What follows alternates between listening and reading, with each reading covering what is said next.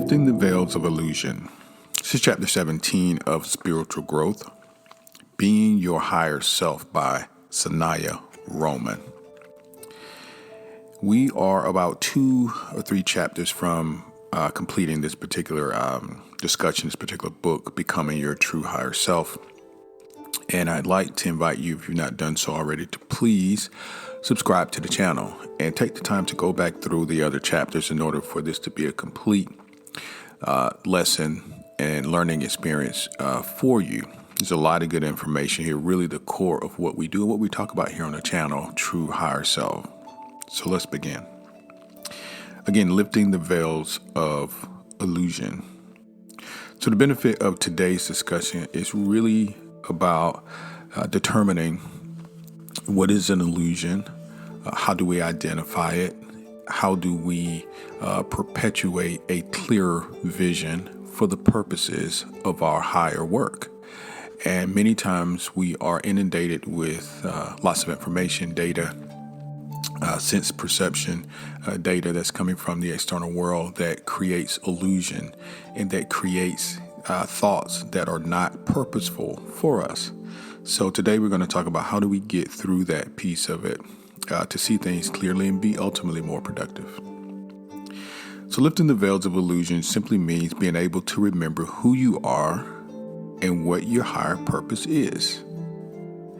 It's knowing that your consciousness is your primary causal reality. It is learning to see the world through the eyes of your higher self. Knowing what is truth and what is illusion. There was some time ago when I first started listening to Abraham Esther Hicks, and one of the things that I immediately took away was her ability to communicate our need to identify when we are in alignment and when we are not. In alignment meaning when we are in flow with our source, when we are seeing things from a higher perspective, when we are vibrating high as opposed to not. And when things are concerning to us or we're feeling a certain way, our emotions are negative or low, then that is an indication that we are not seeing things through the eyes of our higher self, which is what's described here. So that's really one of the clear indications for me, at least.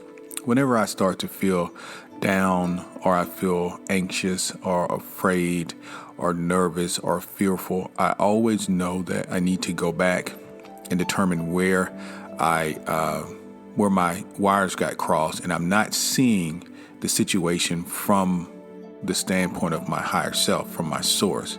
Because of course your higher self is never afraid. Your source knows all and is not afraid because all things work out anyway. Everything is you anyway. So how is it that we're seeing a situation that's caused these emotions? Just kind of want to stick that in there because that's really, it's particularly now a benefit to be able to calculate and see things as they are clearly. Now, reality and truth depend upon your rate of vibrations. We just sort of said that. Reality and truth depends upon your rate of vibration. The higher your vibration, the more you are able to love yourself and view others with compassion. Now, illusions promise to give you one thing, but they actually may give you something else. You may have experienced this when you got something, a particular thing you wanted, and it didn't give you what you thought it would. So many times we project into the future and, we're looking for a relationship or a job or a car or a home or something like that. And we think once we get to that point, then, we're going to feel a certain way and everything's going to be fine. There is value in that type of visualization. So I don't want to take this in the wrong direction or confuse you. Certainly there's value in understanding that, but your emotions in terms of how you feel should be established now, always in the present, not in the future. You are good enough now. You are perfect now. And feeling those emotions now will attract those things into your life and more. But you must understand that the thing is not the source of your feeling. The thing has come to you because of the way that you are feeling and because of the way that you're vibrating. Now, how might your life change if the illusions were gone and you could know a higher truth? You'd be able to create those things that fulfilled you and best represented who you are. You'd be able to accurately access and assess situations and know what action to take to produce the results that you wanted. You'd have a clear vision of your purpose and you'd know what actions to take to accomplish it. You see beyond people's personalities and see to their higher selves. You not let self-doubts or thoughts that you weren't good enough pull you from your path. And that's very key. That's very key. When you were very young, for example, some of you did not want to see your reality as it was, and you slowly closed down your vision. Some of you literally reduced your seeing and had to wear glasses to restore your vision. Affirm now that you are ready to see the world clearly.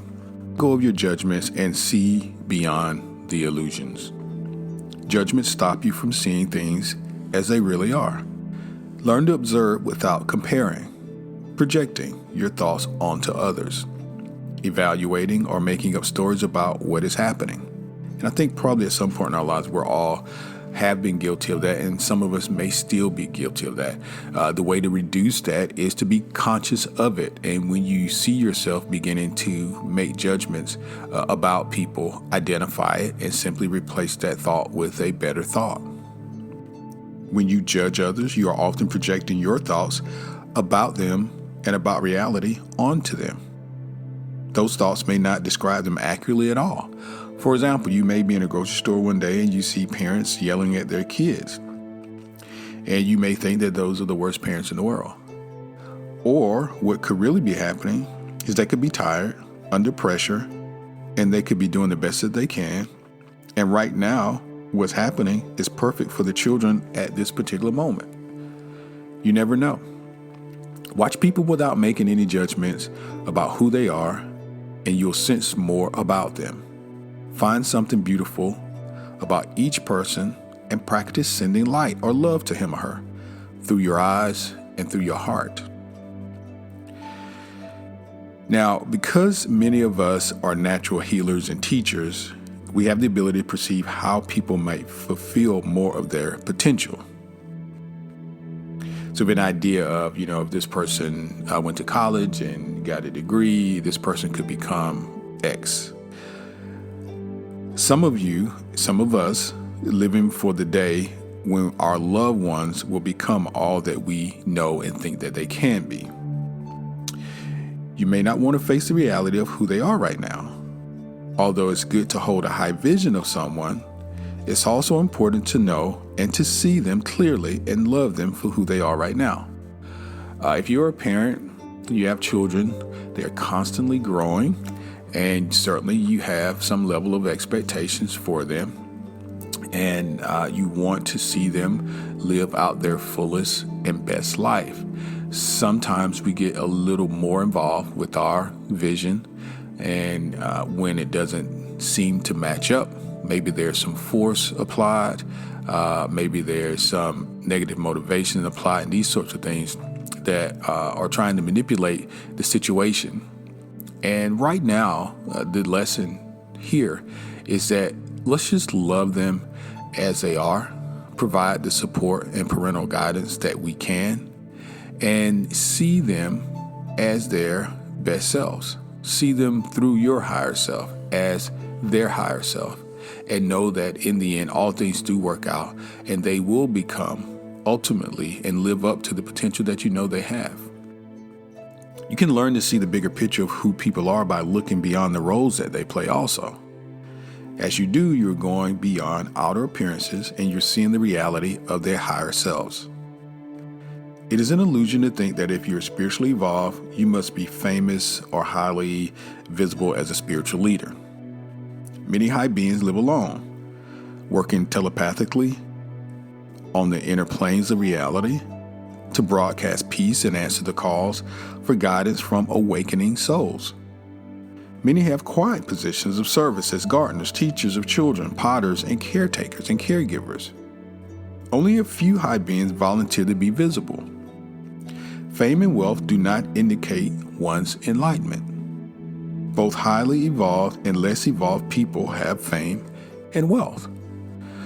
I think in today's age, particularly if you live in the West, because we are in such a climate of competition, that we believe the more money and the more notoriety, the more fame, the better off this person may be.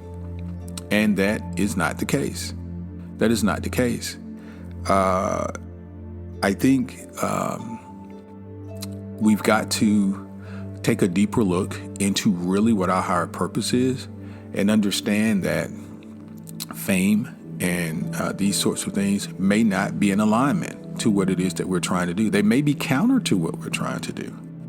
Illusions come from accepting others' thoughts and beliefs without questioning their value to you. Mass agreement that things are a certain way can create illusions. Whole populations can believe something to be true until someone proves it differently. For example, there was a time where everyone thought that the sun revolved around the earth, or even that the earth was flat. A few individuals have changed the course of history by questioning such mass beliefs and having the courage to do so to explore their new theories. You are healers, your teachers, and your leaders. You came to create new possibilities and to bring through higher truths about abundance, about planetary peace, about ecology, and so much more. To do that, you need to see the world clearly. Now, here's the meat of our discussion today. How do we lift these veils of illusion? We've established that they exist and how we can get into some of the illusions theoretically, but how do we lift them?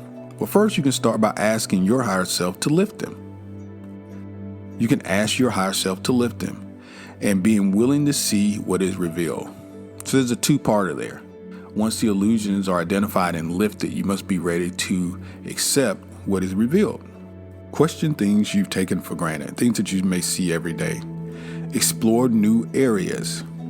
Imagine you are a small child and that you've just arrived on this planet and you're examining things for the very first time. Here's where I like to insert a thought, something that I have been meditating on and thinking about for the last few weeks, and that is just trying to make this really quick. It stems from a teaching from Neville Goddard, which is rearranging your mind, understanding that there's only one mind, but the arrangement of the thoughts of that mind will determine the success of that particular person. Your pattern of thoughts. For example, he uses a magnetic steel as an example in this particular study, and he talks about how the steel and the molecules in the steel are exactly the same molecules. They're simply rearranged a different way. So in one piece of steel, there's magnetism, and the other there's not.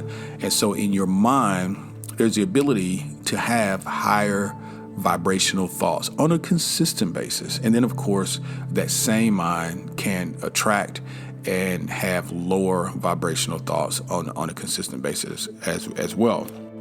So the arrangement of mind, and right here, what we're hearing is question things that you've taken for granted, explore new areas. Imagine you are a small child and that you just come to the planet and you're starting to examine things for the very first time. What I wanted to point out is, we've been here, most of us, for a little while. Even if you're in your 20s, so you've been here 20 years. But if you're in your 30s, 40s, 50s, and more, we tend to develop patterns just because. We just tend to develop patterns. And sometimes those patterns don't serve us. We don't question what we do on a regular basis. We don't question our morning routines. We don't question our nightly routines. We don't question the types of people that we hang around. We don't question because it's just become a pattern. And what I'm suggesting to you is that the profundity of your environment can be impacted by simply questioning, why am I doing what I'm doing? What if I rearrange this situation? What if instead of waking up at 8 o'clock, I woke up at 6 and I meditated? What if instead of eating beef, I ate vegetables? How will this change my demeanor, my body, my thoughts. So if you can just question what's taking place, don't just accept things. Sometimes you'll question things and the answer will come back the same. Great, that's fine. At least you've taken the opportunity to question it. I tell kids that I mentor on a regular basis this one thing. You're not really an adult and you're not really your own person, I should say, until you begin to question things. Because really, all our lives are built on external stimuli, and we pretty much become a product of our environment, unless you've questioned why you're doing what you're doing. Why am I going to this church? Why do I believe what I believe? Why do I live where I live? Why do I work in the area where I work? And like I said, perhaps your answer will come back and you may still be in the same relationship, which is great, but at least you've taken the time to question. So many people live their lives, their entire lives. They never, ever ask why it is that they're doing what they're doing. They're simply repeating what their parents have done, what their teachers have told them, what society has said they need to do in order to be considered successful or considered, within the pod. And we have this cookie cutter type of environment. We got to go to school, you got to go to college, you got to get a certain kind of job. You want to live in a certain type of home and have a certain number of kids and get married at a certain age and weigh a certain amount and look this way. Listen, all of that is an illusion. All of it. I'm not saying that education is not good. Of course it is. But to live your life in a pre-formatted way is not what your source intended. You are an eternal being. You came here to explore and to expand.